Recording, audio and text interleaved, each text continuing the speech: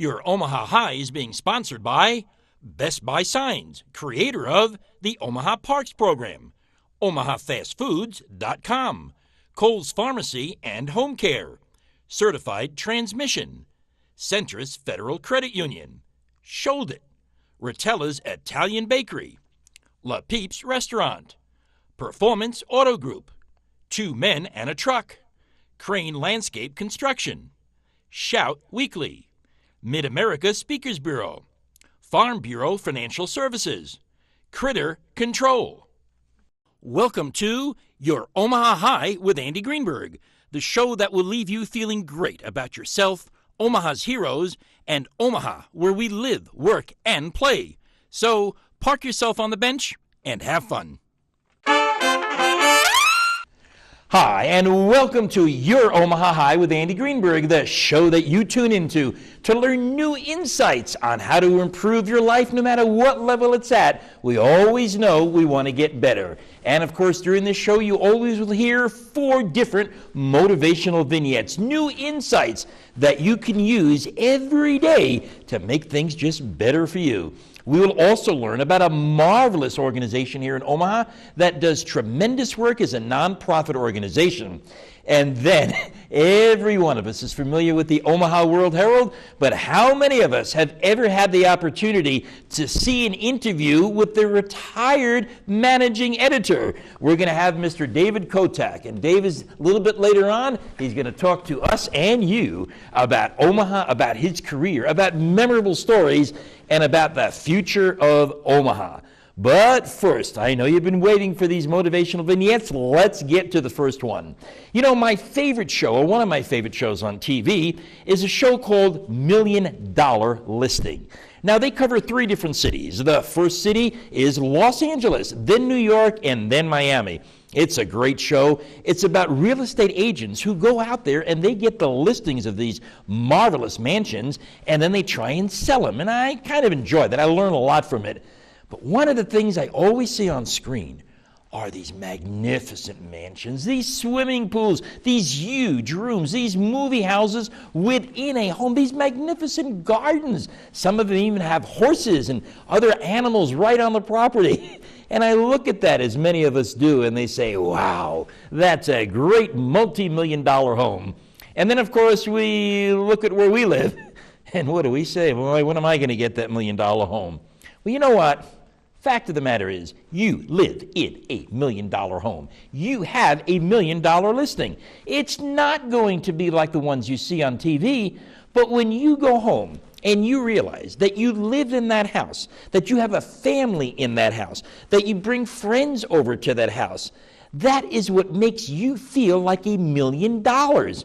The furnishings in there are yours. You're paying for it. You've got a career and a profession that's allowing you to live like that. So the one thing we don't want to do is take a look at these TV shows and say, why them, why not me? It's all up here. It's all mental. The moment you feel like you live in $1 million house, and you know what? You do. The moment you say to yourself, hey, I did this, me and my family, we all got together. We're the ones that are really living a life that we want to. You're going to feel like $1 million. And yeah, if you put it on the market, you're not going to get $1 million. We know that. But so what? Just remember the enjoyment and the memories that you get there, and you'll feel like it is a $1 million listing. Now, some of the other things that we want to talk about, you know, we all listen to radio shows, the talk shows. I like them a lot. And what always intrigues me is an individual who finally gets through to talk to the talk show host. And you know how it goes. You've heard it. Here's what they say. You know what? I waited 5 years to get to you. Or I've been calling for days and days and the line's been busy. Finally, I get to talk to you. We've all heard it. And you know what? I have a hunch one of us, if not more than one, has actually done that. And you feel so relieved that the time is finally yours. Why? You were persistent. But I have a question for you. Are you as persistent in other things that you want to achieve in your life? When the line is busy because there are too many people in front of you, when there are obstacles that are placed in front of you, when the timing of what you want does not exactly come and you have to wait around for it, you know it. You know you quit. You know you aren't that persistent. But when it comes to a talk show radio host that you want to get through and be on air and have your 15 seconds of debate, you do it. The transfer that you want to do here is as follows. Any goal that you have, anything that you want to try and accomplish, I want you to think of that as if it was that radio talk show host. I want you to get in that I'm never going to give up mode because you know eventually you got through and you know eventually how great it was. That's our challenge. Our challenge is to look at life the way those callers do, the way you do, and always, always never hang up on an opportunity, and that was intended, by the way. Always keep the line open. Always say to yourself, yep, I'm going to go as fast as I can. I'm going to do it as many times as I have to in order to achieve it. And, you know, years ago, there used to be an expression that said, been there, done that. And, you know, we don't use that as much anymore. And we used to do that when someone said, hey, let's go ahead and do this. And, you know, they thought it might have been a challenge for you. And you sat there and you boasted and you said, been there, done that. Here's what I want you to think about. The been there, done that, and I want you to add a word to it. Challenge me with something new. You bet. I've been there. I've done that. So what? I'm boasting. Been there, done that. Give me another challenge. Because if I was able to succeed on the other one, there's nothing that's going to stop me from the next challenge. Don't just quit when you've accomplished something. It's fun, it's great, and it reminds me one time of a big business meeting that we had one time. It was the beginning of the year, and in the prior year, we did great. General manager comes in, has the entire staff with him, and says, folks, what a great year we had. Let's celebrate. 1, 2, 3. Celebration's over. Let's get on to this year. That's exactly what he did, and that's exactly what I want each and every one of us to do too.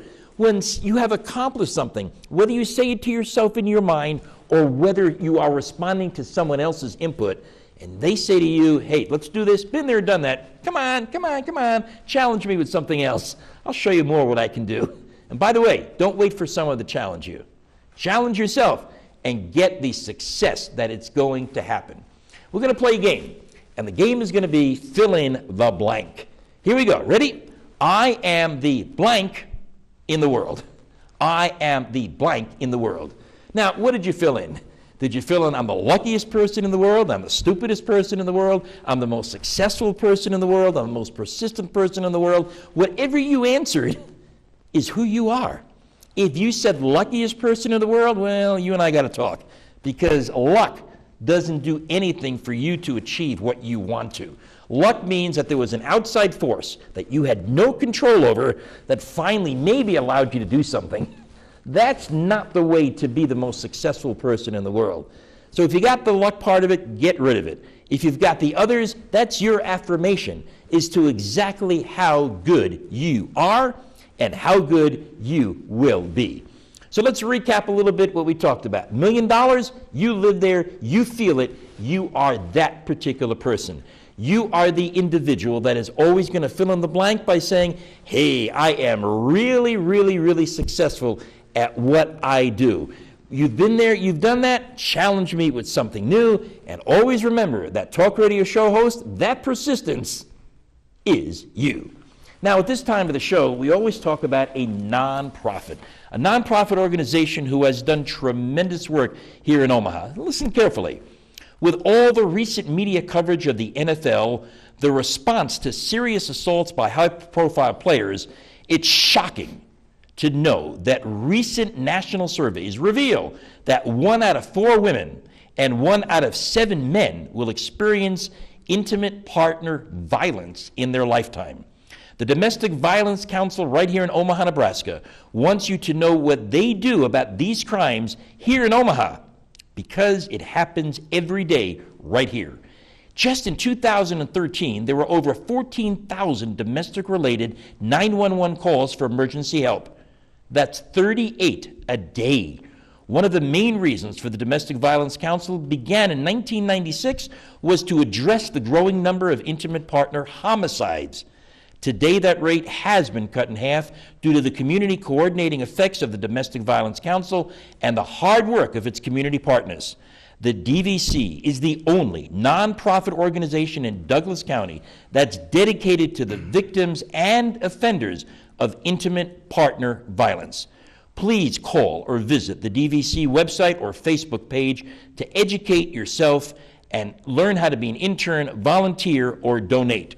The contact information is the Domestic Violence Council, 1941 South 42nd Street, Suite 510, and of course, look them up at dvcomaha.org. And Omaha, Nebraska, every day we take a look at the Omaha World Herald. There's a lot that goes into that newspaper. That's a lot that makes it successful. And we have an opportunity today to learn from the retired managing editor of the Omaha World Herald, Mr. David Kotok. Hey, thanks, Andy. Hey, pleasure, Dave. You're Omaha high, I'm high on Omaha. So we're a good combination. A great combination. And of course, we're high in what the Omaha World Herald has always done, but let's talk about a little bit about your career. Sure. How did you get started in journalism? Just by accident, really. Accident? Totally by accident. I took a course in, I didn't get the job I wanted, the summer job I wanted. I took a course in journalism between my junior and senior year in college, and I was hooked. And I had a friend who went to law school who convinced me law school was not a good idea for me. And I've had a wonderful, wonderful career. I was able to go to 10 national conventions, cover every president, every candidate for president, from Ronald Reagan through Barack Obama. Barack Obama. So wow. I've had sit-downs with every one of them. You know, it's a wonderful career. And now you're here with us. And now I get to be with Andy. That's fantastic. Yeah. So, you know, they always say you remember your first. What was your first article that you ever wrote? I don't know that I remember exactly my first article. Actually, the one that was most memorable for me was I was in Little Rock, Arkansas, and Winthrop Rockefeller was governor. Okay. Very strange character we can talk about later. But at the end of his tenure as governor, he basically commuted all the sentences of all the people on death row. And I was able to get the brief from a professor from Stanford, right, anti-death penalty, who flew in, was basically in his pajamas, and I got a copy of the brief, the arguments he made to Winthrop Rockefeller to... so is that what they call a scoop in the industry? That was my first really big scoop. All right, so that's going to be something memorable. That was memorable, So let's take us through. You started out as a reporter, I would assume? You know, I always think of myself, Dean Behrens at UNL's College of Journalism, even once I moved into management, said she'd always think of me as a reporter. Right. I still consider myself first and foremost a reporter because that was most of my career. Right. And so, but from a reporter, how did you get yourself to become the managing editor? I mean, that's a pretty big transition. Well, it was. I was a fairly high-level reporter. Okay. They actually say of anybody who has to cover the White House, if you haven't covered if you haven't had to deal with a cop at midnight at a homicide, you're not ready to be a White House correspondent. Oh, wow. So it's really there's this it's the curiosity. I think I had a certain respect in the newsroom. We were going through a transition to the digital world. Sure. And it actually came faster than any of us saw. Right. But I saw myself as an interim kind of guy who could hold a newsroom of over 140 people together while we made that transition. Right. And, I think it was done fairly successfully. And after making any, as you know, sure, as a manager, you can make mistakes. Right. And then you learn, from that. But I had 140 professional people under me that I had to deal with, and their families and everything else. So it's an immense responsibility, for which I believe you won an award from the Omaha Press Club, or? I won an award from the Omaha Press. I've won several awards over the course of my career in journalism, and I think, I don't know whether they respected me always. Sometimes I thought it was better to be feared than like. Sure. That happens. But there was I did have one Lifetime Achievement Award. A Career Achievement Award. Right. Yeah. And I actually found one that you have. Yeah. I don't know if you remember this Yeah. one. Listen to this. You got to listen to this one. I think everybody wants to have an award like this. Here it is. The TRP A1167 CAV. CAV stands for Cavalry. Yes. And here's what they awarded him. The Balls of Steel Award. Now, why? Because you were a reporter in the war, in the Iraqi war. Yes, I went to Iraq with units of the Nebraska National Guard, and I've said that it's okay in your career if you have little achievements you want to do and a checklist. Right. And I always wanted to cover a war. Don't ask me why. Okay. And certainly don't ask my wife why. But it's probably okay to leave something unchecked. Sure. Because we ended up in, kind of the worst place at the worst time. Wow. And you know what? I remember reading your articles. And I remember they were on the front pages of the Omaha World Herald, and you were talking about the war in Iraq. And I'm sitting there, and I'm actually saying to myself, because I knew him, I said, why is he going to Iraq? Leave it to somebody else. But here's the important point for each and every one of us. Again, we talk about risk. We talk about aspirations. We talk about doing things that other people won't. And if you listen to his career, he did exactly what not only other people won't, but what other people didn't. Listen, he's got that Achievement Award. He's got the Balls of Steel Award. He knows every president of the United States from Ronald Reagan through Barack Obama. That's the kind of career that each and every one of us not only should aspire to, but we should also retire from. And then we should think back and say to ourselves, man, I mean, that was a fulfilling life, not only for me, but for the 140 people that learned from David. That's just a wonderful way to really live a fulfilling life.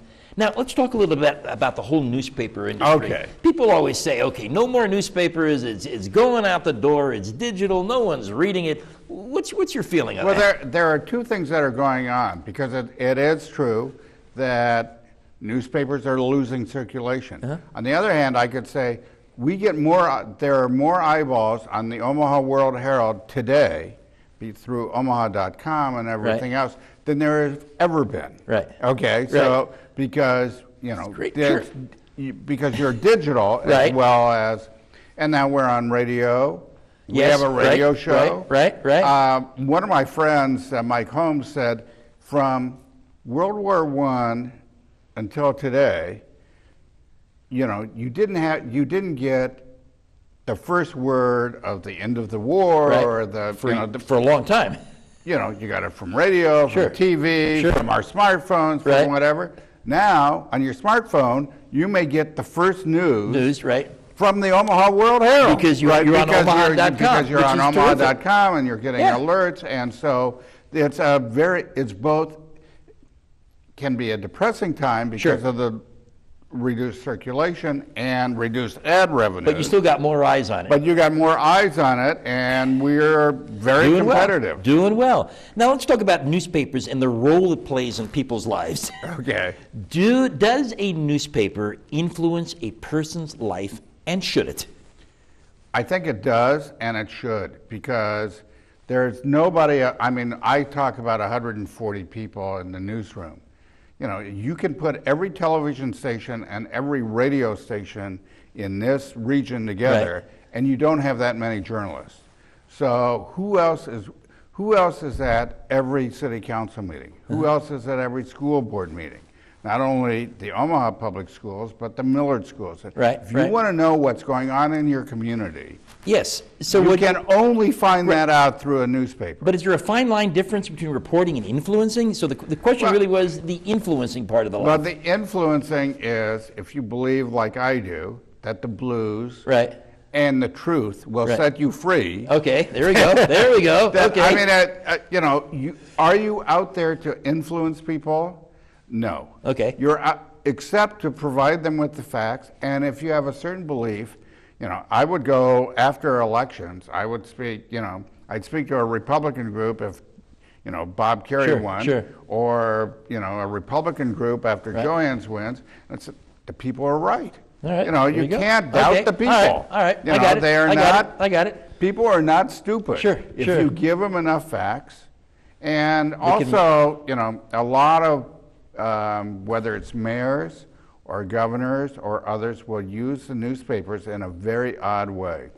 They will actually give us a briefing on a very complicated issue Right. before, so we can actually lay it out and explain it, just so the TV Interesting. guys won't screw it up. So you still have the competition in the news. Well, right? but we get it there's first truth, because you used the word truth before. So. well, we get to use it first because Yeah. you know, we have a time to actually think about it, Right. contemplate it, put it. You know, I mean, we have brilliant. When you pick up a newspaper, what you don't realize is all the effort that goes into it. You're right, It's not you're just right. the writers. You're right. It's designers. Now, I want to talk about that effort for a Okay. moment and kind of Okay. switch it a bit, and let's talk about how a newspaper picks somebody to endorse. How do they do that?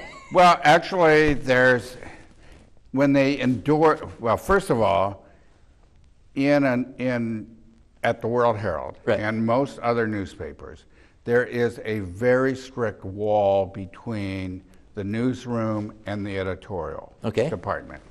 So, you know, I've had people yell at me because they're sure who we're going to endorse. Right. You're going to endorse that person, and you know they're crummy, and and I've got no clue who they're going to endorse. And at one point, you know, they were sure. This was in one election where the World Herald, which I would describe as moderate conservative, All right. leaning Republican, Okay. endorsed 2 Democrats, and then the third Democrat was certain that we couldn't. The World Herald. Sure. I mean, he was calling me every name in the book. Jeez. But I picked up the paper the next day and we endorsed another endorsed another Democrat. candidate, yeah. So, you know, it's really a choice at that level when you get the senator or governor or, you know, the mayor. Right, right. It's really the publishers, How they feel. how they feel. How they feel. How And they feel. So I went to the question earlier about And they interview. Okay. They interview all of these candidates Before they make the endorsement? Before they make the endorsements. So what's the purpose of an endorsement? I think the purpose of an endorsement is to say, you know, they take these candidates and the issues and the positions Right. seriously, Right. as we do in the newsroom, you know. And our best judgment is that this person is the best. I've always said that where those endorsements are most helpful is not who, you know, it's not going to influence who I'm going to vote for president. Right. It may influence who I vote for OPPD. Sure. Right? Okay. Because, all right. you know, all right. who, you know. You don't follow it that much. So you're looking for a recommendation. So you're looking for a recommendation from a friend you trust. Sure. There you go. I And like so that. that's kind of, you know, the over the fence from a Right. neighbor. So the name of the show is your Omaha High with Andy Greenberg. Yeah. Let's talk about Omaha. I'm very high on Omaha. Tell me why. Well, you know, actually, I was a political reporter for almost my entire career. Politics got very boring here, and Omaha, in around 2000 to 2002, I decided the best story was Omaha. Right. We were, the Chamber of Commerce, we were a third-tier city. If you looked at Omaha at 2000 and today, you wouldn't recognize I it. remember from the time I first moved in. Yeah, you know, Totally different. You drove from the airport past the, you know. Sure. Oh, yeah. There's nothing. No, you passed a junkyard and then a smelting mill over that horrible viaduct, and we transformed the city. I mean, there was no UP headquarters, there was there was no First National Tower, there was no CenturyLink Center, there was no Gallup. Right. You know, all of that was done, and it was, to me, it was a fantastic leap by the city of Omaha, and look at us now. We get publicity from all over the world. You're absolutely right. One of the top 10 cities to live in. And when we think about it, let's talk about change. Would we want Omaha to be exactly like David described back in 1999 for those who have been here that long? The answer is no, we wouldn't. But on the other hand, do we make the changes that's necessary in our lives, or are we happy with being the way we are back in 1999? We have to answer the questions the same way. David came through a whole list of improvements that were done between then and now. When you take a look at your life, can you add all those improvements to yours? Because you benefit from them right now in the city of Omaha. And one of the things we should do is say, okay, if Omaha grew this way, then I can certainly grow this way, and I absolutely should. As we begin to really move forward, what is one of the things that you would like everybody to take away from our time together? If there's one nugget that David Kotok has for all our viewers, what would that one nugget be? Don't fear change, I think. Okay. Is one of them. I mean, and we are in a competitive world, whether it's news organizations or cities. Right. And we have to be on top of our game every minute. Right. Or we're going to, Sure. This is a game to make our community better. I think news organizations do that. Yes. Help us make those decisions. We are competing every day, just like the Huskers, in recruiting. Sure. Oh, perfect right? point. Perfect point. They're recruiting linebackers and running backs and everything. Right. Well, we're recruiting creative people to come to Omaha to make this a more robust and interesting city. And what? Diverse city. And we were just voted one of the best cities for young professionals, if I remember correctly. And that was a major transition. Oh, absolutely, because I know when I first came in here, I was a young professional. It became very important for me to understand what are we going to do to bring people here that are younger. And there was a goal set. There was, as a matter of fact, there was a gap. Now, what could have happened, we could have allowed that gap to exist and done nothing to fulfill it. So in our lives, do you have a gap? One of the things we want to always remember, and David, I want to thank you so much for being, we learned so much from you. And I always learn lots from you. Thank you, David. We want to thank everybody for being here today in your Omaha High from Andy Greenberg with Andy Greenberg. Let's go ahead and recap some of the things you've learned. We've had those 4 motivational vignettes that are going to be very, very impactful to your life. We want you to review them. I want you to use them, and I want you to make them part of your life. We then heard about a nonprofit organization that does tremendous work with the Domestic Violence Council. If you know somebody that needs help, don't wait till it's too late. Always move forward and get them posted. And what we want to do is we'll invite you back next week to your Omaha High with Andy Greenberg. And our guest will be Mr. and Mrs. Greenberg, who are no relation, 62 years married. We'll see you next week on your Omaha High with Andy Greenberg. See you then.